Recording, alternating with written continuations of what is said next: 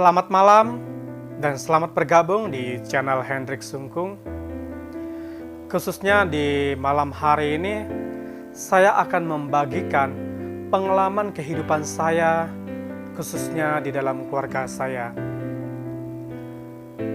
Sahabat-sahabatku yang terkasih, bahwa di dalam perjalanan kehidupan seseorang, saya percaya semua atas izin dan kehendaknya Tuhan. Saya juga baru menyadari di dalam kehidupan saya saat hari ini bahwa semua yang kita alami di dalam kehidupan kita adalah seizinnya Tuhan. Dan saya percaya apapun kesaksian saya di malam hari ini, adalah kesaksian ini boleh membangun iman setiap sahabat-sahabatku. Nama lengkap saya itu Hendrik. Sungkung itu nama daerah. Dan Sungkung itu bukan marga ya. Sungkung itu bukan nama seseorang. Tetapi Sungkung itu merupakan suatu daerah di pedalaman Kalimantan Barat. Khususnya perbatasan dengan Malaysia. Mungkin orang lebih kenal dengan Entikong. Nah itu kecamatan yang ada di kampung saya. Sungkung itu merupakan daerah yang perbukitan di Kalimantan Barat. Sampai hari ini belum ada PLN di sana, yang ada cuman PLTA, pembangkit listrik tenaga air, di mana nyalanya di sore hari sekitar jam 4, jam 5 sampai jam 6 atau jam 7 pagi. Setelah itu dimatiin lagi. Nah, sahabat-sahabatku, pengalaman ini mungkin saya anggap itu sangat buruk dulu ya. Saya anggap buruk, saya anggap pengalaman yang sangat tidak menyenangkan, bahkan pengalaman yang membuat saya itu merasa tidak berharga ya. Ketika saya mengalaminya dulu, saya banyak putus asa, saya kecewa, saya menyesali, bahkan semua hal yang buruk lah yang saya alami pada waktu itu. Pengalaman cerita awalnya adalah saya punya dua papa, dua mama, artinya ada papa tiri, ada juga mama tiri. Singkat ceritanya, pada waktu itu saya teringat bahwa sekitar saya kelas 1 SD, ya, mama saya menyuruh saya untuk panggil papa saya yang sedang lagi ngumpul bareng sama teman-temannya. Nah, karena ada lemari yang rusak, mama saya minta saya untuk kasih tahu ke papa supaya memperbaiki lemari yang rusak. Saya panggil dan akhirnya pulang dia ke rumah. Ketika dia ngecek lemari, tidak tahu kenapa selang berapa waktu kemudian papa saya pergi ke Lembung Padi. Di Kalimantan itu ada sebuah gubuk kecil atau rumah kecil, biasanya tempat-tempat penyimpanan padi, barang-barang perkakas untuk bercocok tanam, termasuk racun dan segala macam. Papa saya masuk ke dalam itu, tidak waktu yang cukup lama dia keluar, di mulutnya berbusa, maksudnya dia sudah minum racun. Ramelah pada waktu itu, kita sibuklah untuk panggil orang-orang di kampung yang punya keahlian untuk mengeluarkan racun dari tubuh. Memang cukup berhasil, walaupun tidak pulih secara total. Ya, cukup untuk menahan rasa sakit dan segala macam. Ramelah pada waktu itu, dan cukup ya, namanya minum racun. Biasanya istri yang mendampingi seorang suami untuk berobat ke rumah sakit. Tetapi yang ikut dengan papa saya waktu itu bukan mama saya, tetapi ada seorang wanita lain yang masih saudara atau masih keluarga sama mama saya. Wanita inilah yang mengantar papa saya untuk berobat. Setelah berminggu berobat di rumah sakit, akhirnya sembuh pulang. Terjadilah keributan segala macam dan saya kurang tahu dan kurang paham pada waktu itu. Namanya masih kelas 1 SD. Nah, ketika saat itu, beberapa bulan kemudian, saya teringat mama saya mengajak saya dengan kakak saya untuk pindah ke tempat yang lain atau ke rumah yang lain. Akhirnya selang beberapa minggu kemudian mama saya membangun sebuah pondok untuk kita tinggal. Akhirnya, tetapi pondok itu tidak jauh dari tempat papa saya. Akhirnya papa saya menikahlah dengan mama tiri saya, dan itulah hal yang membuat saya sangat benci, sangat kecewa melihat papa saya sendiri. Dan sedikit di dalam hati saya, keinginan saya besar nanti untuk menghabisi papa saya. Jangan ditiru ya. Itu yang saya pikirkan pada waktu itu. Saya kecewa, saya menganggap seorang ayah itu tidak bertanggung jawab. Pokoknya ayah itu buruk di pemikiran saya, di hati saya terang. Oleh karena itu, jangan ditiru ya sahabat-sahabatku. Pada waktu itu papa saya sudah menikah, lahirlah adik tiri. Nah, mama saya juga ada sekitar 2 tahunan, mungkin saya lupa berapa tahun lamanya. Mama saya juga akhirnya menikah. Jadi saya punya papa tiri dan juga mama tiri, lengkap sudah ya. Nah, mama saya nikah, ya dikaruniain anak 2. Jadi mama saya dengan papa tiri lahir 2 adik. Sementara papa saya dengan mama tiri lahir 1 adik. Artinya saya sudah punya 5 bersaudara. Pada waktu itu memang hal yang sangat tidak enak adalah ketika saya dan kakak juga tinggal dengan papa tiri. Papa tiri punya anak. Ya, papa tiri punya anak, dan anaknya itu suka lari dari rumah. Dan hal itulah yang membuat di pandangan keluarga papa tiri itu ke kita itu jelek mungkin ya. Saya kurang tahu seperti apa. Cuman yang saya rasakan sedikit agak nggak bagus pandangan ke kita. Karena kita tinggal di rumah papa tiri sementara anaknya lari. Ini ceritanya sangat membingungkan dan ya sangat kacau lah ceritanya. Dan hal inilah yang membuat saya berpikir bahwa seorang bapak itu tidak bertanggung jawab. Seorang bapak itu di manalah kasihnya seperti itu. Nah, bagaimana saya bisa balik ke papa saya atau bisa kembali ke papa saya? Ada satu peristiwa pada waktu itu menjelang Natal. Nah, di kampung, namanya di kampung itu jembatannya tidak bagus. Menjelang Natal, kakak saya itu mau ke gereja atau mau latihan ke gereja. Jembatan itu kan di kampung itu ya banyak lubang-lubangnya seperti itu.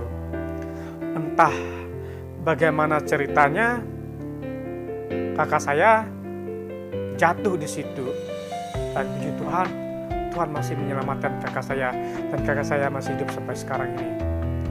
Cuman persoalan pada waktu itu adalah ketinggian jembatan atas sekitar 10 meter. Dan puji Tuhannya, jatuhnya kakak saya itu bukan pas di atas batu, tapi di antara batu. Artinya itulah pertolongan Tuhan sungguh nyata dalam kehidupan kakak saya. Dan pada waktu itu kakak saya memang ada benjolan di belakang. Pada waktu itu didukunin lah, berobat kampung lah secara tradisional. Tetapi kepalanya itu semakin hari semakin besar, dan ternyata ada pengumpulan darah karena bekas benturnya ke batu. Pada waktu itu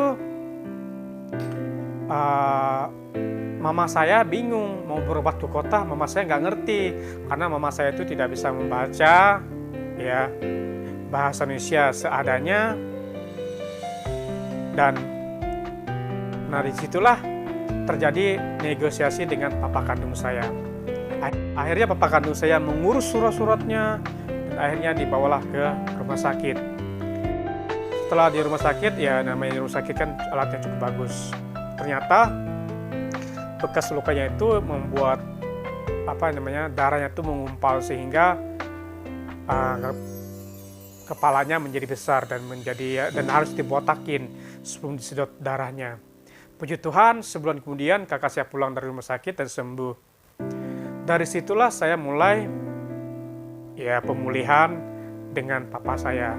Saya mulai sering bermain ke rumah papa saya, yang dimana saya sangat benci kepada papa saya awalnya pada waktu itu. Dan saya balik akhirnya ke papa saya, dan saya cukup menikmati kasih sayang, perhatiannya. Ternyata saya yang salah menilai papa saya.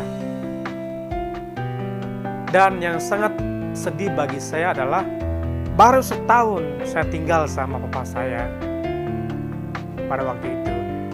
Di tahun 2002 bulan Februari, saya ingat tahun 2002 bulan Februari, papa saya meninggal. Dan saya belum minta maaf kepada papa saya. Dan hal itu membuat saya sakit lagi, kecewa. Tuhan, aku baru mau setahun loh sama papa saya belum minta maaf sama dia. Saya belum melakukan hal apa-apa buat papa saya. Ketika papa saya meninggal, itu pun tidak meninggal saya lihatnya, tapi meninggal di rumah sakit. Saya di kampung. Akhirnya papa saya dikuburkan. Nah, setelah beberapa bulan kemudian, saya tinggal sama mama tiri dan juga kakak dan juga adik tiri. Saya teringat di tahun 2003 atau 2004, mama saya pergi, mama tiri saya pergi. Maksudnya dia kabur dari rumah, dan saya nggak tahu dia kabur dari rumah, dan dia tidak pamit sama saya. Artinya saya tinggal sama kakak. Dan hal itu yang buat saya sangat sedih. Dari sejak saat itu, saya tinggal sendiri, masak sendiri, dan bekerja sendiri. Dan saya nggak tahu bagaimana dan harus apa. Awalnya sedih ketika ada seorang yang mama tiri pergi meninggalkan kita juga, kabur, tidak pamit, tidak ada kata perpisahan. Bagi saya itu cukup menyakitkan juga. Setelah itu, justru yang sangat menyakitkan adalah mama kandung dan papa tiri saya juga ada masalah di dalam keluarga. Dan akhirnya papa tiri dan juga mama saya akhirnya bercerai karena ada masalah yang cukup serius juga. Waktu itu memang kakak saya yang kasih semacam persetujuan. Kalau sampai 3 kali mereka berkelahi dan cukup, ya perkelahiannya cukup sadis lah ya. Papa tiri saya itu orangnya suka berburu dan ahli dalam berburu. Dan dia juga memang ahli dalam menembak. Ada satu peristiwa yang saya lihat di rumahnya itu, ada dinding rumah bekas tembakan senjata api. Hal itulah yang membuat kakak saya untuk menarik mama saya. Dan akhirnya melalui proses negosiasi dan segala macam, sampai di mana suatu titik papa tiri saya ketika dia mau rebut adik tiri saya yang cowok. Saya punya adik tiri cowok dan cewek. Ketika mau ditarik, mama saya nggak mau lepasin adik tiri saya juga. Dan akhirnya disitulah mama saya dihajar habis-habisan sama papa tiri saya. Babak belur lah mukanya. Saya waktu itu tidur, saya nggak tahu apa. Saya bangun lihat sudah kejadian. Dan hal itu yang buat saya berpikir memang rasanya tidak berguna saya dalam kehidupan saya. Saya nggak tahu peristiwa terjadi. Saya melihat muka mama saya babak belur dan cukup parah. Akhirnya mama saya dibawa ke rumah sakit, berobat, dan akhirnya papa tiri saya juga, karena adat di Kalimantan Barat itu suku Daya ya, saya suku Daya, asli suku Daya. ada adatnya gitu. Dan akhirnya sudah diadatin, dan secara adat, bukan secara hukumnya, secara adat itu mama dan papa saya itu, papa tiri dan juga mama kandung, hanya pisah. Akhirnya si papa tiri beberapa tahun kemudian nikah lagi. Setelah itu cukup tenanglah di dalam kehidupan saya secara pribadi, walaupun ada beban-beban moral yang gak enak yang harus saya hadapi pada waktu itu. Sahabat-sahabatku, pesan saya untuk kita semua, apapun masalah di dalam keluarga kita, ingat bahwa penting untuk kita menjaga keluarga kita. Apalagi kita sebagai seorang ayah, kita harus bertanggung jawab penuh terhadap keluarga kita. Kita tidak mau ada orang yang menyakiti keluarga kita. Dan akhirnya saya tinggal dengan mama kandung saya lagi, puji Tuhan. Dengan waktu yang cukup lama, akhirnya saya tamat SMP. Akhirnya karena di kampung tidak ada SMA, akhirnya saya merantau SMA keluar. Dan pada waktu itu saya tinggal sama orang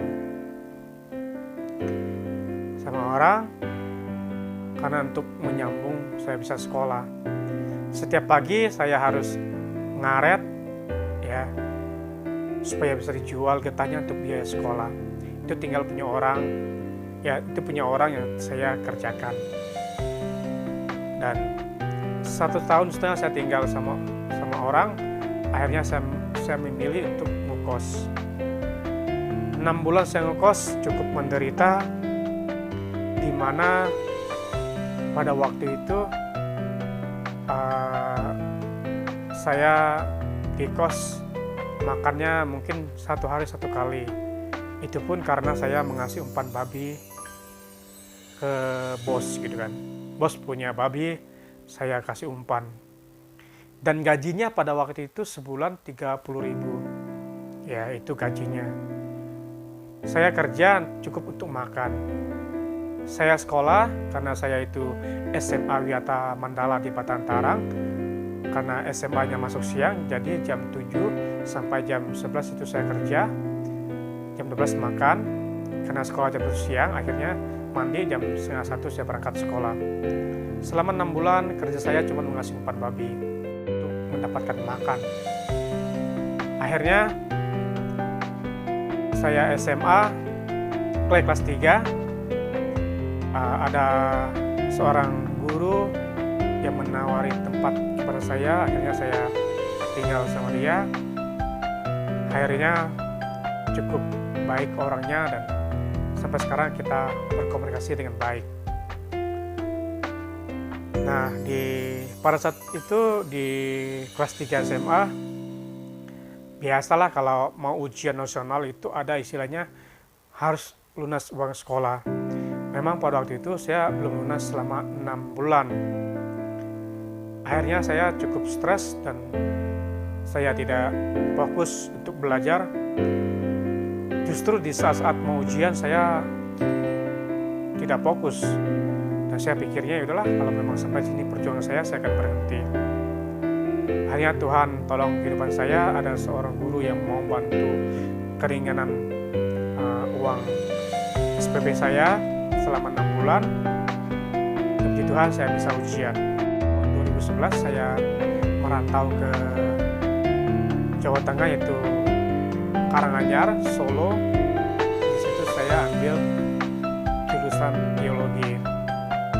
Pada waktu itu saya masuk, saya mengikuti proses yang ada, tetapi tidak sepenuh hati. Yang penting saya bisa kuliah dulu lah. Pada waktu itu saya berpikir saya cuma ambil 2 tahun saya kuliah. Tetapi abang ipar saya sangat mendorong saya untuk saya bisa ambil S1. Mumpung kamu masih muda begini dan begitu, akhirnya saya ambillah S1 selama 4 tahun. Nah, di perjalanannya di tahun 2013-14 saya mendapat kabar dari kampung bahwa ada masalah mama saya dengan seseorang, keluarga seseorang. Dari 2013-14, akhirnya 2014 saya pulang ke Kalimantan. Kita ngomong-ngomong masalah tersebut. Akhirnya mama saya memutuskan untuk menikah lagi. Dan bagi saya cukup menyedihkan lagi. Saya pernah berkata kepada Tuhan dulu, kalau saya sudah besar, mungkin orang tua saya tidak akan melakukan hal gini. Ternyata itu di luar daripada apa yang kita pikirkan. Akhirnya mama saya memutuskan tahun 2014 itu untuk menikah lagi. Artinya saya punya 3 ya apa-apa lah ya. Dan itu cukup heboh lah di kampung. Hal itu yang membuat saya tuh selama kuliah di Solo tidak pernah pulang ke kampung. Dan hal itu membuat saya tuh terpukul lagi. Makanya daripada itu, saya jarang percaya dengan orang lain, khususnya lawan jenisnya. Saya sangat susah percaya. Teman baik, teman dekat, karena ini pengalaman yang saya alami di dalam keluarga. Setelah itu, saya pribadi untuk lebih cenderung diam dan lebih cenderung seperti orang yang tidak peduli dengan hal yang terjadi. Saya kecewa. Oleh karena itu, sahabat-sahabatku yang terkasih, apapun yang kita alami di dalam kehidupan kita, jangan mudah kita kecewa dan menyalahkan diri sendiri, apalagi menyalahkan Tuhan.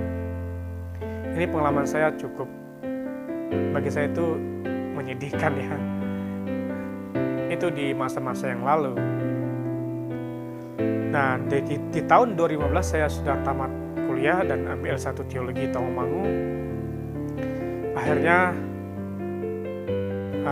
saya merantau di Sumedang.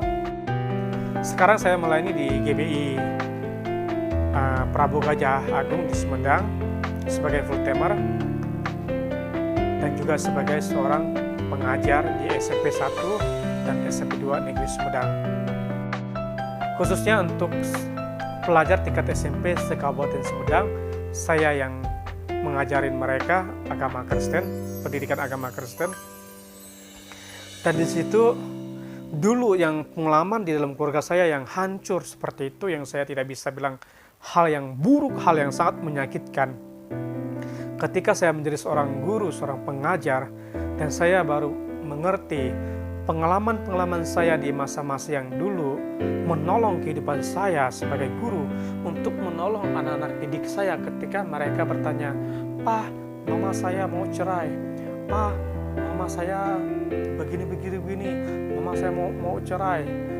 Dan saya berpikir lagi, ternyata Tuhan mempersiapkan pengalaman di dalam keluarga saya di masa-masa yang lampau untuk saya punya bekal, untuk saya boleh bagikan kepada mereka. Bukan sekedar teori, bukan sekedar pengetahuan, tetapi dialami. Sahabat-sahabatku, seburuk apapun pengalaman yang Tuhan izinkan terjadi dalam kehidupan kita, jangan pernah kita memandang itu sebagai sesuatu yang buruk.